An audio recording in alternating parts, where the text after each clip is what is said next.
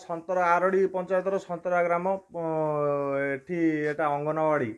ଏଠି ଆସିକି ବିଜେପି ବାଲା ମିଟିଂ କରୁଥିଲେ ତା ଭିତରେ ମିଟିଂ କରୁ କରୁ ସ୍ଲୋଗାନ ବି ବିଜେପିର ଦେଉଥିଲେ ମନମୋହନ ସାମଲ ଜିନ୍ଦାବାଦ ଜୟ ଶ୍ରୀରାମ ନାରା ପକାଉଥିଲେ ଆଉ ଏଠି ମାଇପେ ସବୁ ବସିଥିଲେ 30 ଜଣ ପ୍ରାୟ ମାଇପେ ଥିଲେ ଗାଁର ଆଉ ବିଜେପିର ଲୋକ ଆସିଥିଲେ ମୁଁ ଯେତେବେଳେ ଆସିକି କହିନି ଏଇଟା ଶିକ୍ଷା କେନ୍ଦ୍ର ଏଠି ଏଭଳି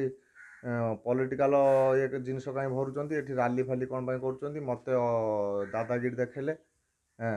ମୋତେ ହାତ ଉଠେଇବା ପାଇଁ ବି ଧମକ ଦେଲେ ଥୁନୁ ଗାଁରୁ ଆସିଲା ବେଳକୁ ଦେଖିଲା ବେଳକୁ ଏଠି ସବୁ ତ ସ୍କୁଲ ବାଉଣ୍ଡରୀ ଖୋଲା ଅଛି ବନା ଯାଉଛି ବୋଲି ସବୁ ଲୋକ ଆସିକି ପଶି ଯାଇଛନ୍ତି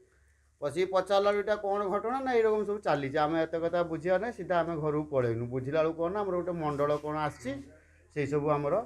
ଏଠି ଆଲୋଚନା ହେବ ବୋଲି କିନ୍ତୁ ଏଗୁଡ଼ା ସବୁ ଏଠି ଗାଁରୁ କେବେ ଶିକ୍ଷା ଅନୁଷ୍ଠାନରୁ ପବ୍ଲିକ୍ କୌଣସି ଦଳ ବିଜେପି ବିଜେଡ଼ି କଂଗ୍ରେସ ଏଠି ଆସିକି ରାଜନୀତି କରିବାଟା ଭଲ ନୁହଁ ତୁମର ନିଜ ପର୍ସନାଲ୍ ଅଛି ଘର ଅଲଗା ଅଛି ସେ ଜାଗା ପରେ ଯାଇକି କୌଣସି ଇଏ କରିପାରିବ ସେଇ କଥା ପାଇଁ ଏଠି ଚାଲିଛି ଏଇଟା ହେଉଛି ଭଲ ନୁହଁ ଏ ରାଜନୀତି କ୍ଷେତ୍ରକୁ ଉଠେଇ ଦିଅ ଏଇସବୁ ଶିକ୍ଷା ଅନୁଷ୍ଠାନକୁ ପିଲା ଛୁଆ ସବୁ ଖରାପ ହେଇଯିବେ ଏଇଟା ହେଲା ସର୍ବଦଳୀୟ ଇଏର କାମ ଏଇଟା ମାନେ ଗାଁର ସମର କାମରେ ଇଏ ମିଶିକି ଯଦି ଗୋଟେ ପାର୍ଟି ଆସି ଏଠି ପ୍ରଚାର କରିବ କି କହିବ ସ୍ଲୋଗାନ ଦେବ ସେଇଟା କେମିତି ଠିକ୍ ହେବ କେଉଁ ଦଳ ପାର୍ଟି ପ୍ରଚାର କରୁଥିଲା କେଉଁଠି ପ୍ରଚାର କରୁଥିଲେ ଏଇ ଅଙ୍ଗନବାଡ଼ି ପିଣ୍ଡାରେ ଏଇଠି କେଉଁ ଦଳ ପ୍ରଚାର କରୁଥିଲେ ବିଜେପି କ'ଣ ପ୍ରଚାର କରୁଥିଲେ କ'ଣ କେମିତି ସବୁ ବସି ମିଟିଂ କରୁଥିଲେ ସେ କ'ଣ ଲୋନ୍ ଦେବେ ବୋଲି କହିକି ସବୁ ସ୍ତ୍ରୀ ଲୋକ ସବୁ ଡାକି ଆଣି ଏଠି ମିଟିଂ କରିଥିଲେ କ'ଣ ଆପଣ ବିରୋଧ କଲେ ନା କଲେନି ଯେ ଶିକ୍ଷାନୁଷ୍ଠାନ ଏଭଳିଆ କ୍ଷେତ୍ର ସେ ବିରୋଧୀ କଲେ ବା ବିରୋଧୀ କଲେ କ'ଣ ଆଖି ଦେଖେଇଲେ